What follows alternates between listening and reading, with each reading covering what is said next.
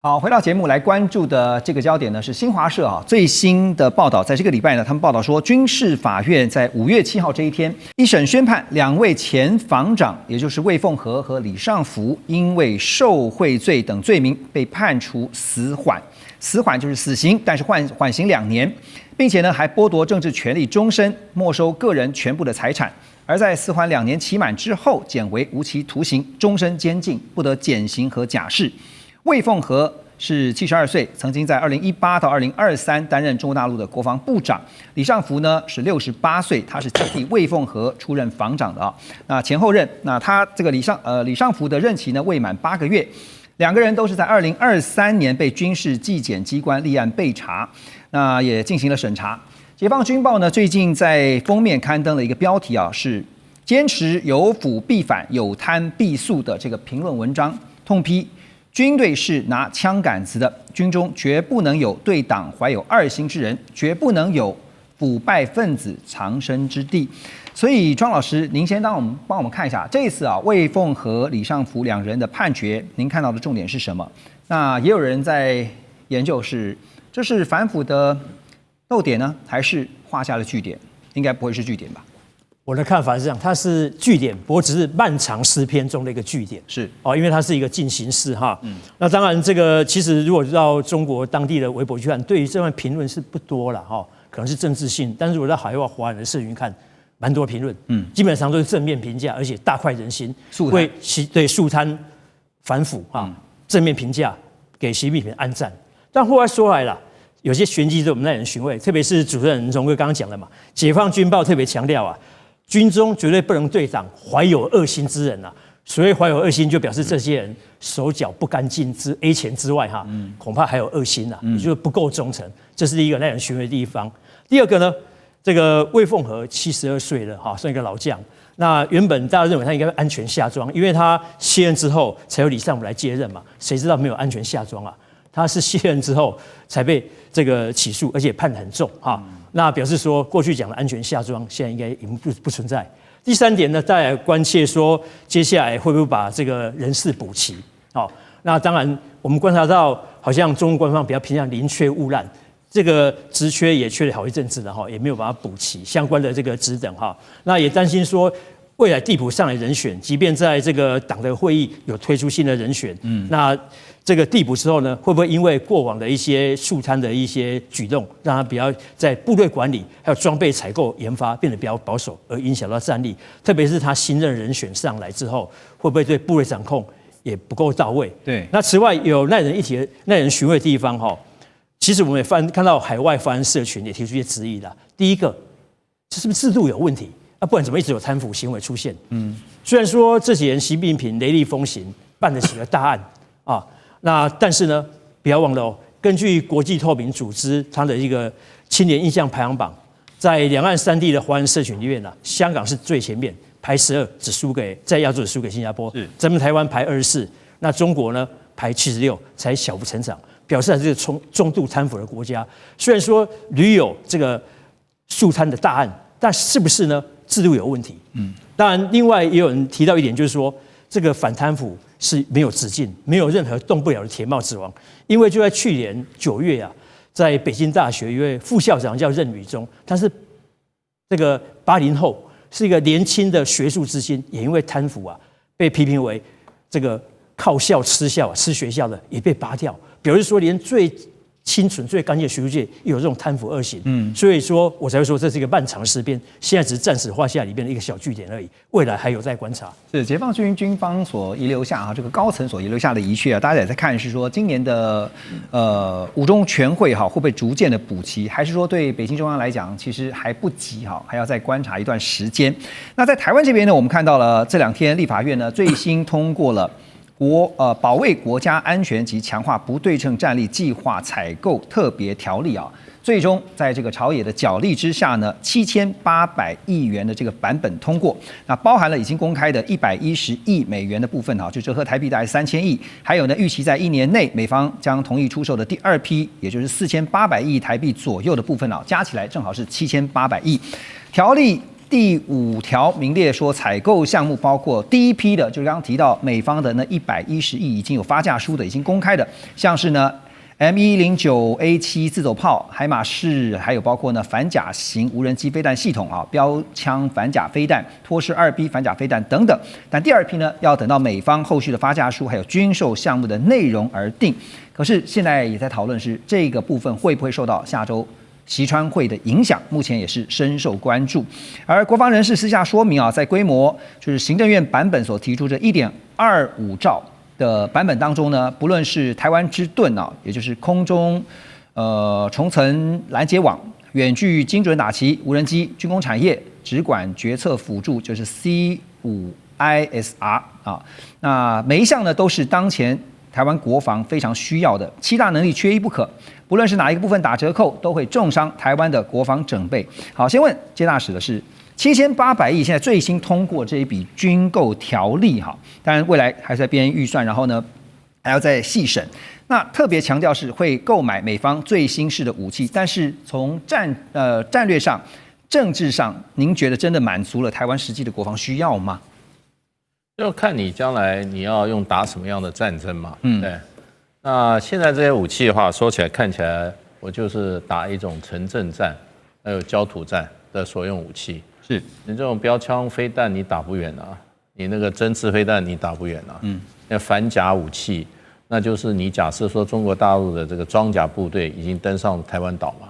对，它已经源源不断的，好像从台北港打下来了，滚装货轮啪一下来，对不对？100辆装甲车下来。所以你才会搞这些标枪啊、飞弹啊，就是反甲武器啊。那所以这些武器基本上就是打城镇战，都已经登陆后了。对，登陆后，现在都是。还有你的海马式也打不远啊，海马式你台北打台中，台中打高雄，对，那就是说准备打一场这个在岛上的一场啊，这个所谓的一种决战。是，那我看上一次这个我们那个国防部门的那个台湾防卫的，就是说还要运用地形、地物来做好怎么样在本土的保卫战，所以这个武器大概就是这样啊。那最近也有一个我们过去的一个高阶将领，对于我们买这个美式的这个装甲车大有意见，大有意见。那当然就是说这是第一阶段啦，第一阶段。那第2阶段很多都是比如说远程的攻击武器，可是现在就变成就是说。远程的攻击武器，美国在这一次打伊朗的战争里面消耗甚多甚至萨德飞弹系统高空反导系统韩国拆了送到中东去，然后还有就是说你这些远程的这种打的武器，你需要什么？你需要你的所谓的这些侦察系统，你的雷达系统蛮重要的。系统问题，系统问题。那你的雷达系统基本上是不是有独立的运作能力？这跟你拥有这些武器能不能使用这是一个相连结的。大使刚刚点到了一个交付延缓的问题那现在下礼拜川习会就要登场了大家也在关注的是说，有关于台湾军购的部分，您觉得最不乐见的情况会是？没有，现在就变成就是说有传言啦，就是说这个军武的问题会冻结，售台军武的部分会冻结。不过我是认为这个是。有可能也不觉得绝对，因为川普是视钱如命，你只要愿意拿钱，他先收了，什么时候给货我也不晓得。对，那你钱先入袋啊。对，那我们现在有将近700枚的爱国者防御飞弹，那就是说你的预警系统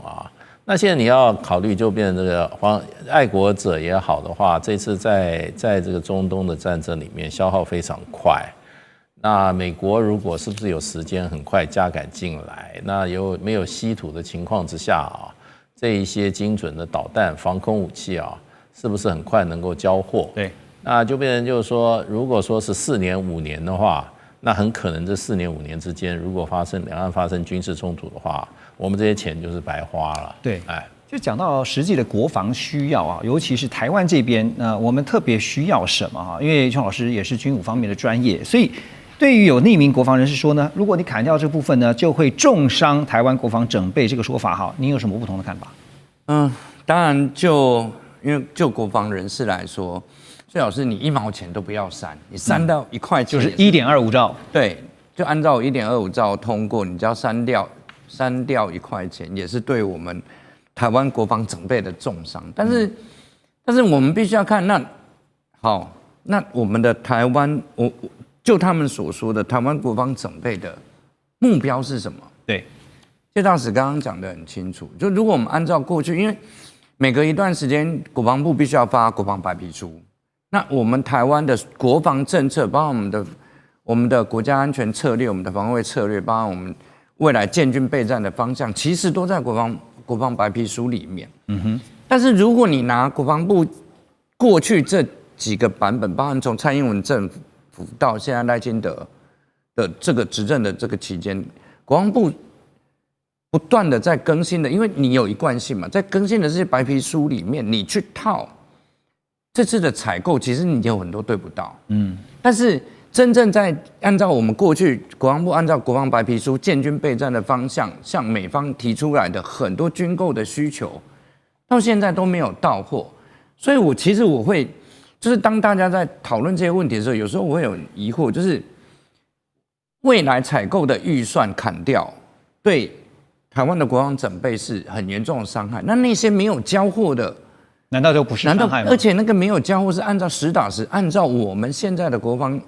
这是国防部的说法，没错，是国防部按照我们现在建军备战的目标、需求跟要求。我们现在不管说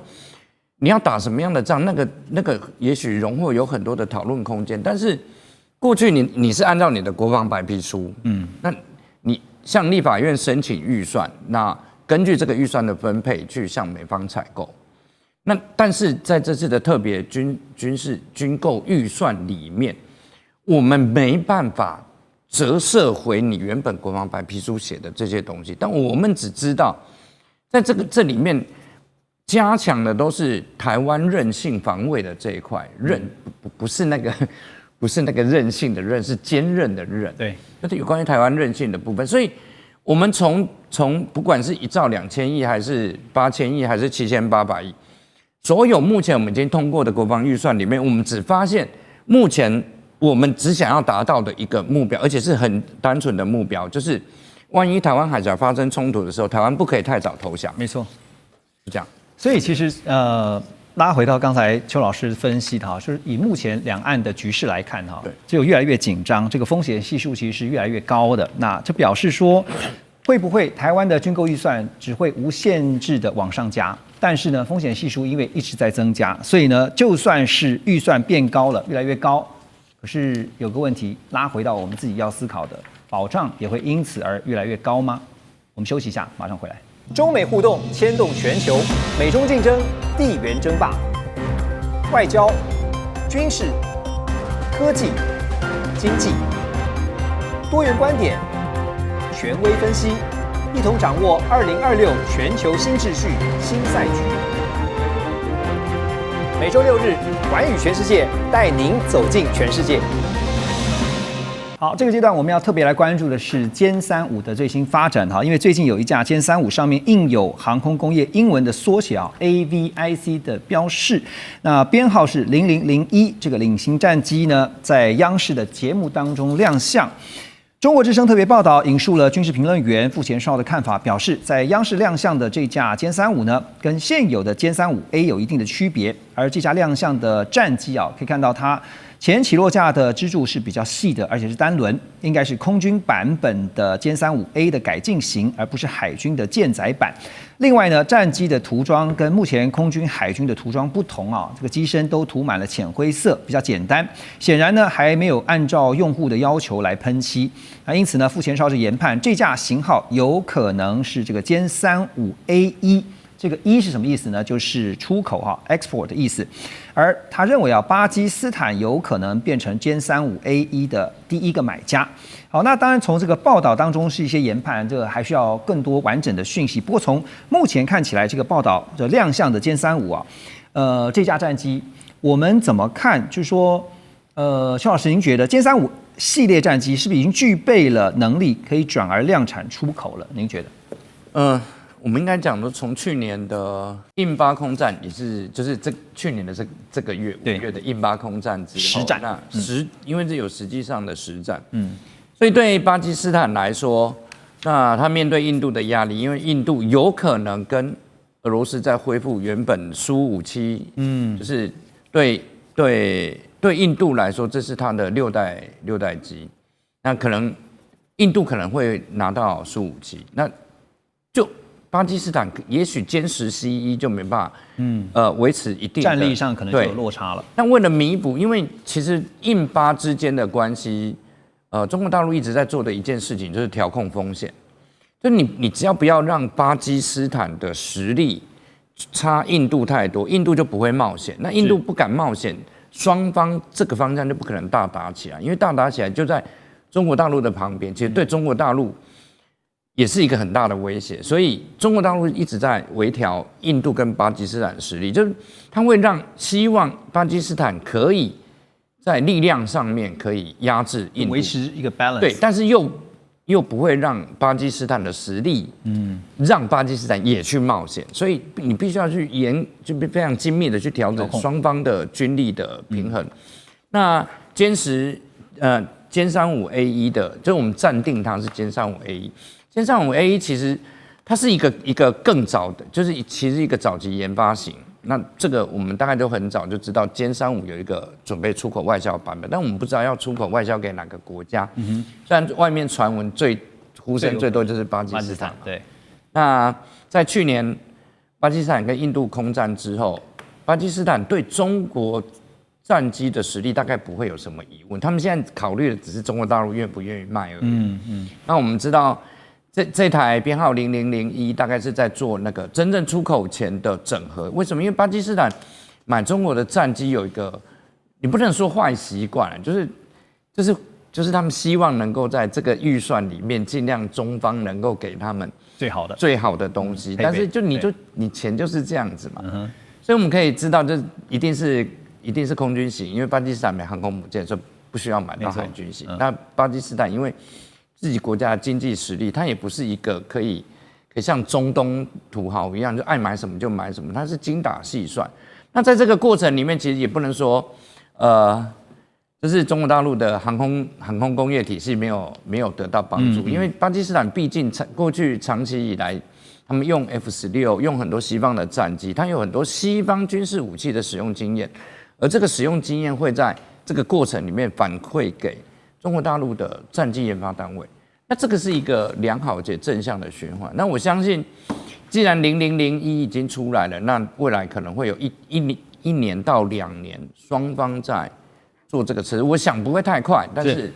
在朝这个方向走。OK， 刚刚提到这个歼35战机啊，因为是非自用型号，而是一架呢正在备货阶段等待交付的这个机型啊，所以呢有个军文网站，那画面当中我们看到这个 Army Recognition 呢，他们就报道说呢，中方正式将解放军的舰载型这个逆踪战机歼35呢命名为蓝鲨，而歼35的机体啊也配备了弹射杆，那可以跟福建号的电磁弹射系统相容。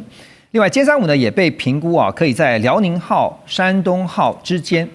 啊滑跃起飞航舰上来运作。那显示呢具备跨3型航舰的一个适应能力。它的最大起飞重量大约有3万公斤，使用内部燃流时候的这个作战半径呢大约是1200公里。整体尺寸跟任务定位大致是媲美，就是跟对标这个美军的 F-35C 哈。那所以歼35目前被认为解决3航母之间的相容性问题。所以总的来看，大使您怎么看歼35刚刚提到的 F-35，就是美军的 F-5代机之间的比较，同等战力还是在战力上面？因为美国的那个 F-35已经上航母了，已经蛮久的哈。那中国大陆现在3航母来讲的话，5代战机还没有上航母，所以现在歼35那个航母型的已经实验成功了，而且它也可以。中国大陆的这个起飞的方式有2种嘛，一个就是滑跳式的，就是用那个板子往上滑上；另外就是电磁弹射啊。所以电磁弹射事实上的话，就变成这2种这种起飞方式，歼35现在都通过考验了。最近好像在南海也都试验成功了，就是 A 降 B 降啊。那么从这个滑跳式的起飞，然后再降到这个电磁弹射的，那电磁弹射起飞再降到滑跳式，所以就变成就是说，把歼3就是说歼35它在就是说变成一个舰载机的功能哈，已经发挥到该有的基本应该有的功能。那这个对中国大陆当然就是说整个的这个海空联合作战，基本上就是说这个航母战斗群的战斗力哈是一个很大的提升。用完备，因为本来美国事实上它在这个它的航母部队主力还是大黄蜂，还是 F-18，它并没有到第5代。那 F-35也不是所有地方都有配备。不过就是说歼35它是双发的，它的体积也比较大。美国的那个 F-35它还是单发的，所以就作战量、作战的半径、挂弹量啊，还有它的整个将来是很多可能都是双座的啊，就是说它有一个驾驶的，一个是负责作战武控，对，武控的，它的这个将来的应该它的作战能力，我觉得会超过 F-35。那更不要说中国大陆的6代机，现在已经前一阵子去年的时候，我们看到好多在成都上面也出现了，在好多地方出现，沈飞啊，还有这个成飞都有这个6代机了。那美国现在还在慢慢跑。而且我觉得最近川普加入了美国的军武这种设计啊，要1兆5000亿美金的这个设计，居然设计了一艘它大概45000吨的一艘超级的一艘战舰，哇，那不是日本的大和号吗？就是说在2次大战最早就被人家干到海底的。对，那现在说实在，航母一艘2枚3枚这个鹰击20就已经无处可遁了。你搞那个4-5万吨的这种军舰有什么用？而且都在打击范围。大使刚刚点到是中美之间的这个军力啊，其实距离拉得越来越近哈。其实美方在全球投射也出现所谓的战力不足的问题哈。因为五角大厦最近也宣布啊，要从北约的盟邦就是德国撤离5000名的驻军。那北约的发言人还发文表示说，这项调整凸显出了欧洲更有必要来持续提高国防投资，而且在欧洲的安全啊共同安全上面承担更大的责任。另外，德国防长也表示呢，这些都在预料当中哈。他也说，我们欧洲必须要为自身安全承担更大的责任。但事后也有分析认为说呢，美军撤离兵力啊，就算是撤离掉5000名的驻军，其实不是重点啦，部署的武器才是重点啊，尤其是防空飞弹。这个是至为关键。好，那讲到欧洲，现在还没结束的俄乌，我们看到5月10号要开始停火3天。虽然停火3天，距离终战整个终战还有一段距离，可是呢，在这个北约没有办法实际阻止俄罗斯东扩，现在又面临到美国撤军，北约自己的价值跟自保之道，邱老师，庄老师怎么看？是。严格来讲，北约这个奇怪组织应该35年前就应该解散了哈。因为大家都知道嘛，1991年苏联解体，东欧民主化，那北约死对头华沙公约组织也解散了。是。那照理来讲，应该没有存在必要，就意外又多活了35年。那当然，因为俄乌战争的关系，北约又被拿出来在台面上被大家热议哈。但如果你观察最近的欧洲的主流媒体报道，基本上他们认为俄乌战争也会变成一个僵局，也就是说，这个俄罗斯会在已经斩获了乌克兰领土包含2014年的这个克里米亚，还有后来顿巴斯地区、乌东乌兰，这些加起来相当于12万平方公里，大概占乌克兰大概1/5的领土，3个半台湾呢会进行有效统治。那乌克兰拿不回去，所以乌克兰一定会发动敌后的洗脑行为，比如说游击队，让俄罗斯不得安宁。那俄罗斯也想方设法去裂解北约组织。让北约组织呢一样不得安宁，所以有人认为北约未来若存下来。